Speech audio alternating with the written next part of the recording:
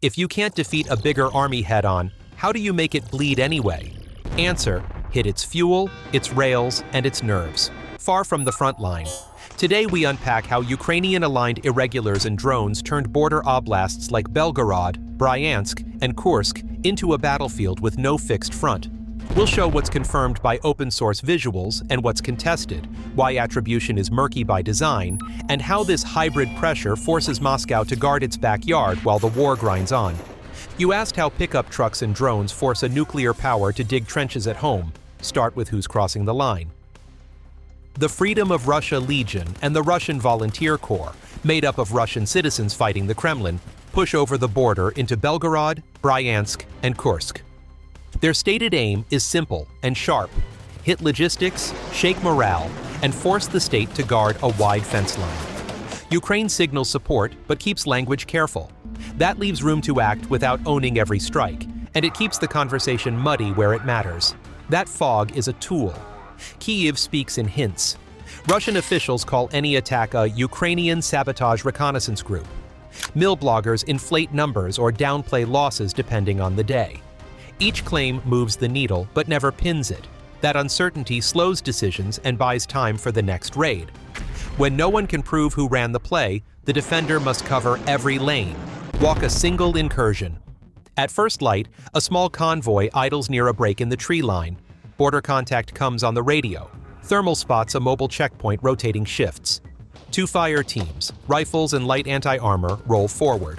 A quadcopter hangs at 120 meters, relaying a clean picture of the stop sign, the sandbags, the parked UAZ. A fixed-wing scout loiters farther back, mapping the dirt road grid and the nearest artillery positions by muzzle flash history from earlier nights. The first team hits the checkpoint from the flank. The second team cuts the road with a short, rapid burst and a drone-dropped grenade on the engine block. 90 seconds, engines back on. They exit along a pre-cleared farm track before counter-battery radar can triangulate. Evidence piles up in places you can point to on a map. Near Shebekino and Graveron, open-source analysts have geolocated clips showing burned vehicles and scorched depots. The angles of rooftops, the curve of a roadside ditch, even the pattern of a fence line match satellite shots. Later passes show blackened lots and roof collapse, confirming a hit without needing a press release. Their kit is built for tempo. FPV drones handle precision drops on vehicles and light armor. Fixed-wing scouts cover longer routes and flag ambush spots. Encrypted comms keep traffic short and clean. Small unit autonomy lets teams shift targets when a road clogs or an air defense radar spins up. The goal is simple: move faster than the response cycle. On the inside of Russia, sabotage cells add silent pressure. Rails get loosened or clipped, delaying fuel and ammo runs. Power substations trip, not with dramatic blasts, but with low signature charges that avoid early detection. Each minor incident forces checks, repairs, and rerouting that slow the machine. Here's the trade that builds anticipation. Russia spends on air defenses, patrols, and new trenches. The raiders spend on cheap drones, fuel, and planning. The feature of these raids is by design: light, repeatable, hard to pin down, and costly to counter. If the feature is the raid, the advantage is what it forces next: stretch, spend, and react. So why do places like Shebekino and Tyotkino stay under threat even with troops on the streets? Because pressure comes in layers. Irregular teams cross, strike fast, and melt away while drones loiter overhead, hunting targets of opportunity.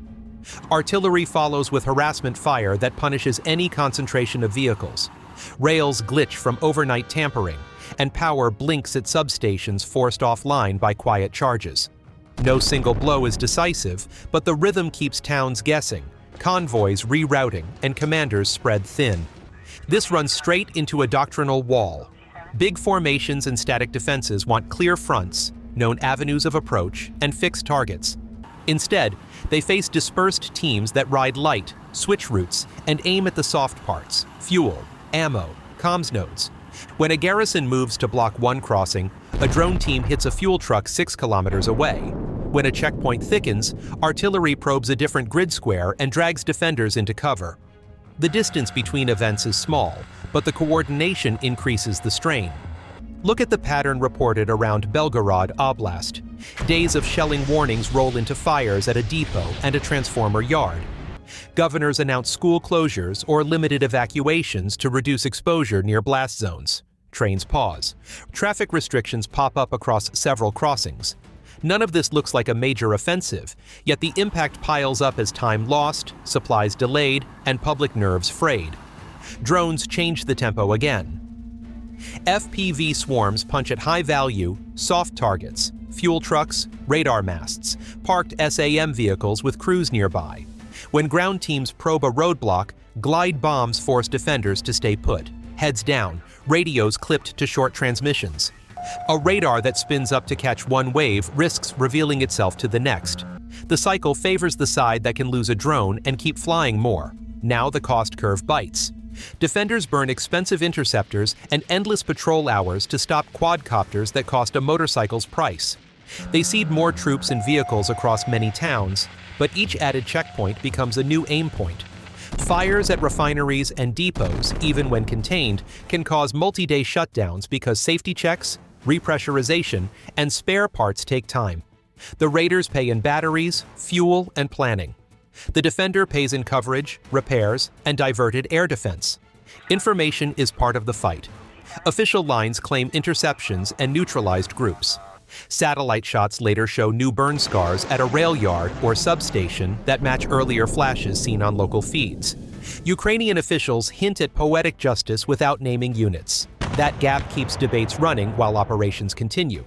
Reports now stretch across Belgorod, Kursk, and Bryansk, with occasional deeper hits that force broader alerts and temporary flight changes. The advantage is clear. Layered pressure multiplies small raids into a climate of risk across wide areas, making them tactically unsafe and operationally expensive to secure. And that leads to the real payoff: what Moscow must shift, delay, or strip from somewhere else. What happens when rear areas stop being rear? The map loses its safe colors. Moscow shifts units back toward Belgorod, Bryansk, and Kursk, plugs gaps with territorial troops, and pours concrete into zigzag trench lines that weren't in last year's plans. New radar masts appear near refineries, short-range air defenses ring around fuel farms, and mobile batteries shuttle between towns to cover night drone windows. Each move costs manpower, fuel, and attention that no longer points toward the main front. That creates hard trade-offs. A battalion parked near Shebekino to guard depots is a battalion that isn't rotating into contested sectors. Air defense launchers that protect an oil facility can't also guard forward air bases or bridges feeding the front. Engineers tasked to mend power nodes in border towns won't be building revetments near the line of contact. The more the state tries to blanket the border, the thinner that blanket stretches elsewhere. Money and maintenance grind under the strain. A depot that burns for 3 hours may shut for days while teams test tanks, flush lines, and wait for replacement valves. Fuel once piped directly must reroute by rail or road, adding transit time and creating new choke points. Aviation sorties feel it when certain grades of fuel move through slower, and artillery rates dip when stockpile buffers shrink due to disrupted rail schedules. Repair crews cycle continuously, ordering spares, cannibalizing parts, and creating backlogs that push readiness down a notch. The information front frays at the same time. Casualty counts clash across channels. Some claims call raids a rout, others dismiss them as minor. Accusations of staged incidents mingle with vows of total control. Local posts show fires, then official lines call them contained or unrelated. That oscillation keeps the public guessing and complicates planning, because perception drives responses just as much as damage reports. Case studies show why resources keep moving. Deep hits on air bases such as Engels or Diaghilevo lead to rapid shifts of long-range air defense towards strategic aviation hubs, leaving gaps over secondary targets. Blows to refineries trigger multi-day outages as operators cool systems, inspect, and restart in phases. Each outage pulls extra batteries and radar coverage into the region until operators feel safe lighting the stacks again.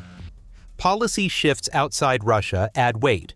Limited permissions for defensive strikes into staging areas adjust risk calculus, prompting wider no-fly windows and longer-range interceptors to stand ready deeper inside the border. Internal security expands with more checkpoints, ID sweeps, and mobilization notices. Cameras and patrols multiply, yet the message sent by this build-out is vulnerability, not calm. The payoff is friction that doesn't stop. Resources drain in the rear while logistics pulse unevenly and the narrative wobbles. Keep that in mind the next time you see a quiet night followed by sudden fires and a new trench line on yesterday's farmland, because those choices ripple into the places Moscow would rather keep untouched. The sharpest blows aren't at the front. They're the strikes that force an opponent to guard fuel, rails, depots, bridges, and border towns at the same time. That constant guard drains units, stretches air defenses, and slows repairs where they matter. Track border alerts with the same focus you give frontline maps. Follow verified OSINT sources that show geolocated footage and satellite-confirmed damage, and question easy narratives on both sides. Cross-check claims before sharing. If this helped you decode the secrets of the shadow war that's forcing a nuclear power to look over its shoulder, hit the like button, tell us which border strike you want us to verify next in the comments, and subscribe for the next deep dive.